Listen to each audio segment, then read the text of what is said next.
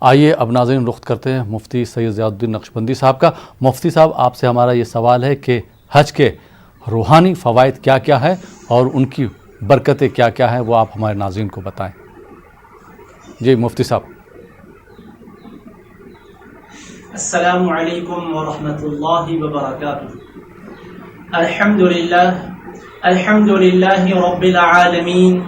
والصلاة والسلام على حبیبہ سید الانبیاء واشرف المرسلین وعلى آلہ الطیبین الطاہرین واصحابہ الاکرمین الافضلین وعلى من احبهم وتبعهم بإحسان اجمعین، اما بعد،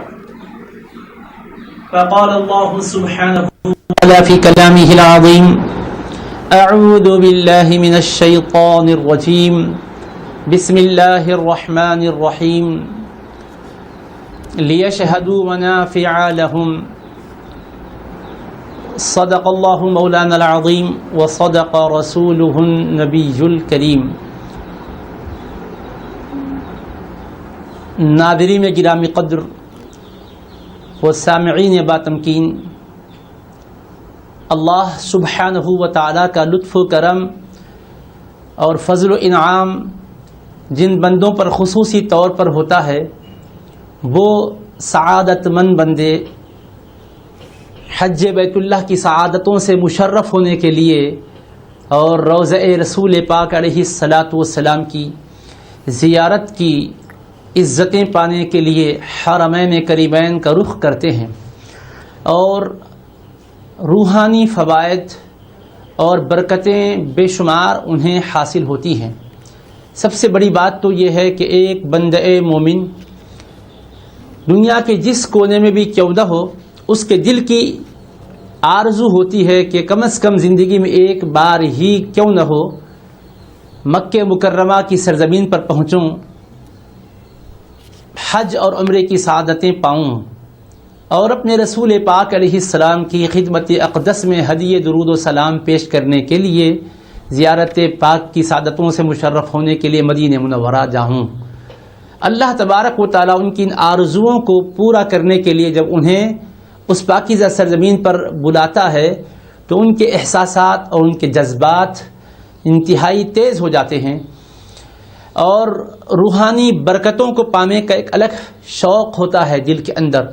جوں جوں وہ گھڑیاں قریب آتی ہے رخت سفر باندھنے کی، تو شوق بڑھتا جاتا ہے، دنیا سے دل علیحدہ ہوتا جاتا ہے، اپنے خالق و مالک کی طرف دل کا التفات بڑھتا چلا جاتا ہے۔ یہی وجہ ہے کہ حج کی روحانی برکتوں کو پانے کے لیے رسول گرامی وقار شافع روز شمار صلی اللہ تعالی علیہ وآلہ وسلم نے احرام کی چادروں کو اپنی سنت کریمہ قرار دیا، اور ان بے سلی ہوئی چادروں کو جو سنت رسول پاک علیہ الصلاۃ والسلام سے ثابت ہے، ضروری ہے کہ ہر حاجی اور ہر عمرہ کرنے والا انہی کو پہن کر جائے۔ کوئی سلا ہوا لباس پہنے گا تو اس پر ترک واجب کی وجہ سے بکرے کی قربانی لازم آئے گی۔ اگر ایک دن ایک رات تک سلا ہوا لباس پہنے گا یا کم پہنے گا تو صدقہ فطر اس کے ذمے لازم آئے گا۔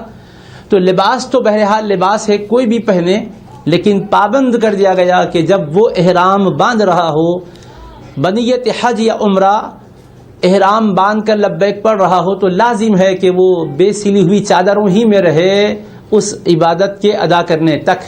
تو یہ بے سلی ہوئی چادروں کے مقرر کیے جانے میں بھی دوستو بڑی حکمتیں ہیں، روحانی برکتیں ہیں، کہ بندہ اپنے اس عمل سے آگے بڑھنے سے پہلے دنیا کو یہ بتانا چاہتا ہے کہ اب تک جو بھی جائز لباس تھا پہنتا رہا، مگر اب میں اللہ کے گھر کو جا رہا ہوں تو میرے مصطفیٰ علیہ السلام کا پہنا ہوا لباس ہی پہن کر جاتا ہوں۔ تو بندہ گویا رب کی بارگاہ میں یوں عرض کرتا ہے، تیرے محبوب کی یا رب میں نسبت لے کے آیا ہوں، حقیقت اس کو تو کر دے، میں صورت لے کے آیا ہوں۔ کیا بات! تو ایک روحانی برکت اور لذت اس کے ذریعے سے بھی ملتی ہے، مزید ہم عرض کریں گے۔ جی بہت بہت شکریہ مفتی صاحب۔